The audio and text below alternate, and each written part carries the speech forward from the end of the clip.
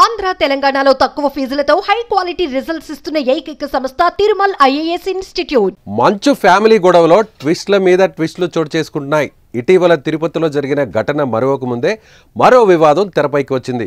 తన ఆస్తుల్లో ఉన్న అందరినీ వెకెట్ చేయించాలని జిల్లా మెజిస్ట్రేట్కు మోహన్ బాబు ఫిర్యాదు చేశారు. జల్పల్లిలో ఉన్న ఆస్తులను కొంతమంది ఆక్రమించుకున్నారని ఫిర్యాదులో పేర్కొన్నాడు. తన ఇంట్లో ఉన్న వారందరినీ బయటకు పంపించేసి ఆ ఇంటిని తనకు అప్పగించాలని కోరాడు.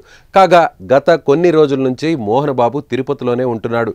జల్పల్లిలోని ఇంట్లో భార్య కూతురుతో కలిసి మనోజ్ నివాసం ఉంటున్నాడు.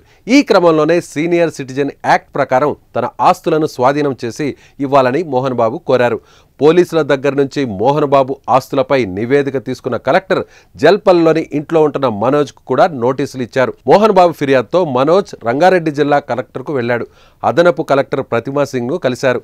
జల్పల్లిలో ఇంట్లో అక్రమంగా చొరపడలేదని తెలిపాడు. తమకు ఆస్తి తగాదాలు ఏమీ లేవని, విష్ణు తండ్రిని అడ్డం పెట్టుకుని నాటకాలాడుతున్నాడని ఆరోపించాడు. న్యాయం జరిగే వరకు తన పోరాటం ఆగదని స్పష్టం చేశాడు. ఇక మోహన్ బాబు కుటుంబంలో కలహాలు తీవ్ర స్థాయికి చేరుకున్నాయి. గత కొద్ది రోజులుగా మనోజ్, విష్ణు మధ్య వైరం పెరుగుతూనే వస్తుంది. గత ఏడాది డిసెంబర్ నెలలో తనపై దాడి జరిగిందని, మోహన్ బాబు ఆదేశాల మేరకు ఆయన ప్రధాన అనుచరుడు విద్యా సంస్థల్ని పర్యవేక్షించే వినయ్ తనపై దాడి చేసినట్లుగా మనోజ్ పేరుతో ఓ ప్రకటన వెలువడింది. నడవలేని స్థితిలో ఉన్న మనోజ్ ప్రైవేట్ హాస్పిటల్లో చేరడంతో ఏం జరిగిందన్న టెన్షన్ నెలకొంది. అటు మంచు కుటుంబం మాత్రం అలాంటిదేమీ జరగలేదని ప్రకటించింది. కానీ తర్వాత హైదరాబాద్ శివార్లలోని జల్పల్లిలో ఉన్న మోహన్ బాబు ఫామ్ హౌస్ను మంచు మనోజ్ స్వాధీనం చేసుకున్నాడు. తనపై దాడి జరిగిందని పోలీసులకు ఫిర్యాదు చేశాడు. ఆ వెంటనే మోహన్ బాబు అసాంఘిక శక్తుల నుంచి తనకు ప్రాణహాని అని చెప్తూ మనోజ్, మౌనికపై ఫిర్యాదు చేశాడు. జల్పల్లిలోని తన నివాసం నుంచి మనోజ్, మౌనికను బయటకు పంపండి అని కోరారు. తాజాగా ఇవాళ కలిసి మాట్లాడుకుందాం, నాన్నను, ఇంట్లో ఆడవారిని, సిబ్బందిని అందరినీ పక్కన పెట్టిరా, నేను ఒంటరిగానే వస్తాను, అన్ని విషయాలు చర్చించుకుందాం అని మనోజ్ ట్వీట్ చేశాడు.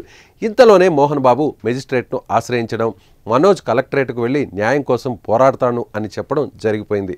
ఇక ఈ వివాదం ఎప్పుడు సద్దుమణుగుతుందో మరి వేచి చూడాలి. ఈ వివాదంపై మీరేమనుకుంటున్నారో ఖచ్చితంగా మీ అభిప్రాయాన్ని కామెంట్ చేయండి.